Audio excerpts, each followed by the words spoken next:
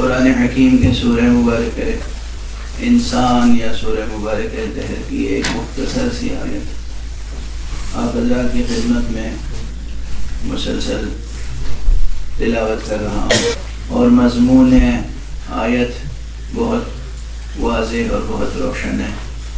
ارشاد الہی ہے کہ یہ تو ایک یاد دہانی ہے، یہ ایک عظیم تذکرہ ہے، یہ ایک عظیم نصیحت ہے۔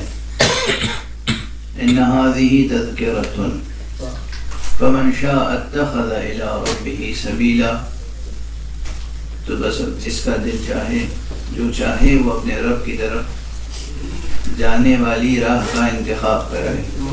کل میں نے قرآن مجید کی ایک اور آیت درمیان تقریر تلاوت کی تھی، جس میں ارشاد ہوا ہے کہ یا ایھا الانسان انک کادح الی ربک کدحا فملاقی، اے انسان یہ یاد رکھ، بالتحقیق، بالیقین، بالتأکید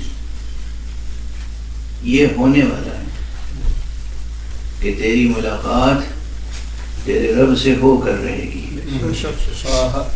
کشاں کشاں تو اپنے رب کی طرف جا رہا ہے۔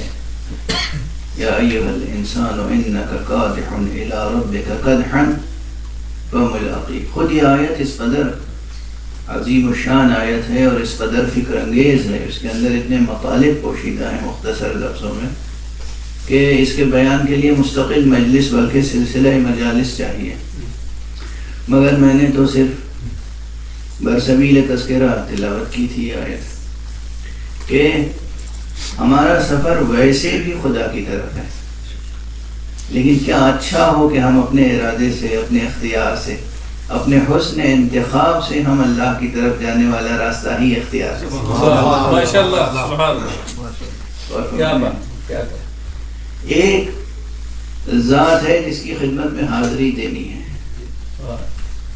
اب وہ جبرن ہمیں وہاں لے جایا جائے وہی بات، یا ہم اپنے شوق سے جائیں وہاں پر، دونوں میں خود ہمیں اپنی قدر کو متعین کرنا ہے، یا ہم اپنی قدر و قیمت خود متعین کر رہے ہیں کہ ہم کشا کشا کھینچ کر لے جائیں، یا ہم اپنے ارادے اور اختیار اور عزم اور شوق و ذوق کے ساتھ وہاں حاضر ہیں۔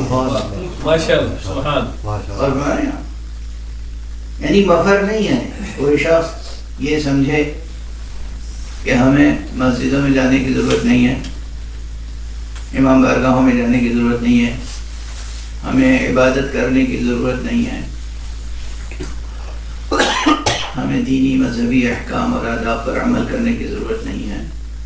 یہ جو الحاد کی فضا اس وقت پوری دنیا میں ہے، کوئی اگر یہ سمجھے تو یقین فرمائیے کہ وہ اپنی قدر و قیمت کو خود گھٹا رہا ہے، گھٹا نہیں رہا ہے بلکہ مٹا رہا ہے۔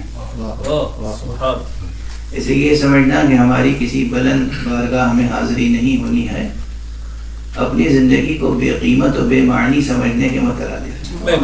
کیا کہنے، سبحان، یعنی گویا ہماری قسمت یہ خاک ہے، ہمیں اسی خاک کا پیوند ہو جانا ہے۔ کیا بات۔ لیکن دوسری صورت کیا ہے؟ دوسری صورت یہ ہے کہ نہیں، ہم اس خاک کا رزق ہونے والے نہیں ہیں، ہمارا وجود رزق زمین نہیں ہے، بلکہ ہمارا اصل وجود تو بہت بلند و بالا ہے۔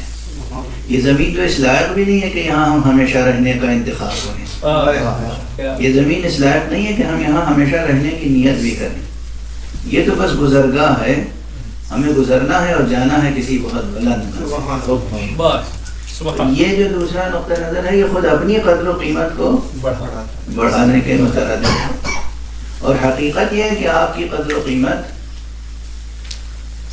ایک طرف بہت بلند قیمت معین کر دی گئی ہے، اور دوسری طرف آپ کو بھی اختیار دے دیا گیا ہے کہ چاہو تو اس بلند قیمت کے پابند رہو، چاہو تو اپنی قیمت کھو دو، مٹا دو، یہ تمہارے اختیار پر ہے۔ بہت اور یہیں پر انسان کے حسن اختیار کی بات آتی ہے، انسان کیا اختیار کرتا ہے۔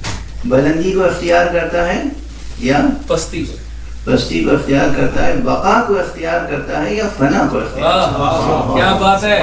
رزق خاک ہو جانا ہمارے لیے فنا ہے، اور عالم بالا میں باریابی حاصل کر لینا ہمارے لیے.